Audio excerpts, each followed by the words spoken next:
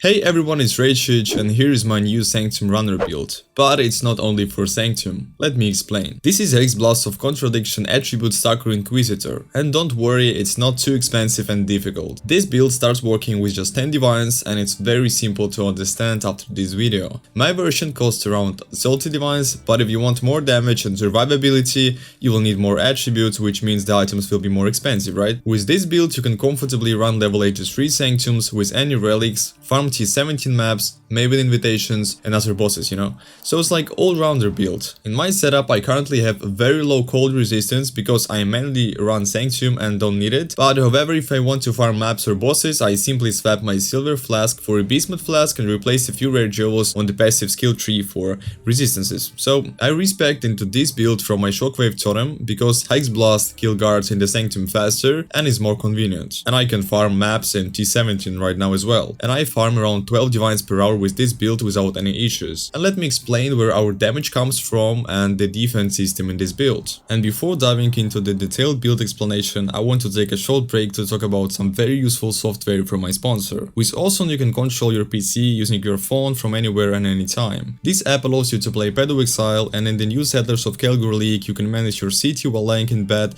which is incredibly convenient. As you can see, I'm now playing pathofexile from my phone, and if I need to open the inventory for example, I can customize the keyboard buttons, so I just added the letter I and everything works. Awesome is easy to download on PC via link in the description. The software comes in 3 versions, each unlocking specific features, and they currently have great discounts. The free version allows remote control of your PC and file transfers. The Pro version adds support for Android devices and remote CMD access. The coolest, the game version lets you play your favorite games such as pathofexile with a custom keyboard up to 144 FPS and view switching. They also launched the smart remote plug to wake up your desktop remotely from your phone, making it even more accessible. And just for my subscribers you can get a 7-day free trial of Awesome software with this code. It's only available for the first 200 people. Check it out. So in this build we use Energy Blade, a skill gem that can be socketed into any item. Energy Blade gives us a lot of flat lightning damage based on our energy shield. To make this work we need a one-handed sword of any level with 1 Abyss Jewel socket. They cost about 1 Chaos Orb or something on the trade market, so just buy one. When we socket the Energy Blade skill gem into our item, we get an aura that we activate and our weapon turns into an Energy Blade with a certain amount of lightning damage.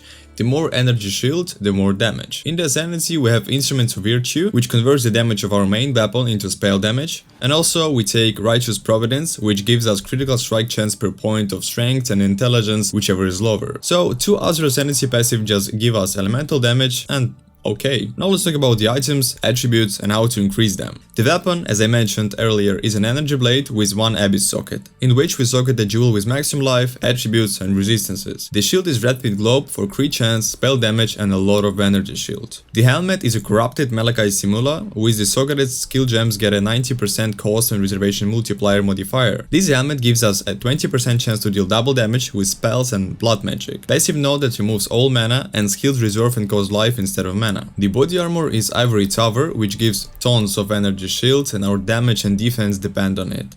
Glows are Shaper's Touch with elemental weakness on hidden places. This glows gives us a lot of benefits based on attributes, and since we have more than 2000 attributes, that's really a lot. Boots should have as many attributes as possible, like all the items in this build, as well as movement speed and life, and crafting these boots is not difficult. Buy a base with a Fracture 1 attribute and use essences to guarantee the second attribute until you get the third. If the prefixes are not good, then use Eldritch Chaos Orb and reroll the prefixes until you got movement speed and life. So yeah, simple. And the amulet is Instrumentus with as many attributes as possible, depending on your budget, and allocates Utmost Swiftness for increased and bonus dexterity. Next are 2 rare rings. The price can vary greatly depending on how many attributes and maximum life they have, and I crafted both rings myself, and one has 180 attributes and 55 maximum life, and the other one has 190 attributes and 100 maximum life, along with some resistances. The next item is the Cyclopean Coil Belt for increased attributes and 1% increased damage per 5 of your lowest attribute. And if your goal is not just the Sanctum, but also maps with bosses, you should aim to fulfill the conditions of the item and get elements immune. And that's it for the items. My character is currently level 96 and my attributes are 1000 strength,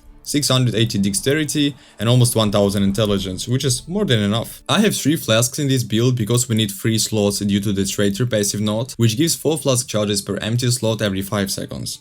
To unlock this passive node, you need to buy a Brutal Restraint Timeless Jewel with Acre of Balbala. All these 3 flasks should have the crafted mod reused at the end of this flask effect, because we activate it once and then it refills and activates itself automatically. The first flask is Coruscating Elixir for fire resistance, and chaos damage taken doesn't bypass energy shield, it's good for defense. The second flask is a Silver Flask for the Onslaught effect, but if you need more defense, resistances, it can be a Beast Mode Flask for 35% elemental resistances and implicit. Regarding the mods, it should have additional elemental resistances during effects and reduced charges used, so the charges can refill in time. The third flask is a Quicksilver Flask with a movement speed modifier and reduced charges used as well. Well, we are done with items and flasks, so now let me tell you a bit about the passive tree and skill gems. It's very convenient that this build doesn't require cluster jewels, and the tree is easy to copy from my patho built-in. I have only 3 rare jewels with attributes, mind throwing speed and resistances, or they can be like with damage mods.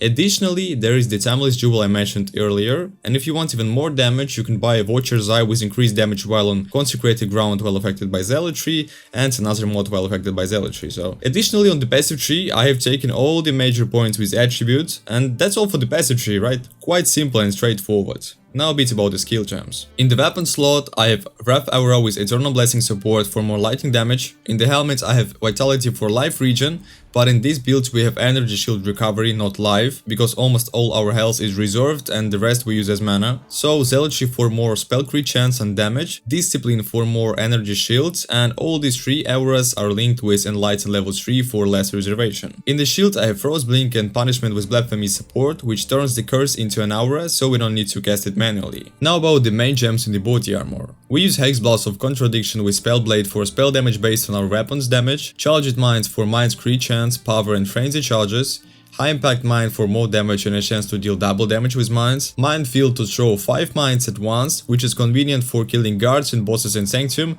and just in boss fights, but if you want to run maps and be a bit faster, you can replace the support gem with trap and mine damage. The last support gem we use is increased critical damage for crit multi. In the glows, I have Detonate Mines with Automation, so the mines detonate automatically, and Energy Blade with Enhance for more damage with the main weapon. The last skill gem in the boots are Shield Charge with faster attacks and momentum. This is our main movement skill, and regarding momentum, I don't particularly notice its effect, but it's okay, fine. And Beard Trap, which we use on tanky bosses to increase the damage from our mines and immobilize the enemy. So the playstyle of this build is very convenient and simple. We run, use Hexblast on enemies, press 3 flasks once, and then they reactivate automatically. When a boss appears, we throw 1 Beard Trap and then throw all mines to finish off the boss.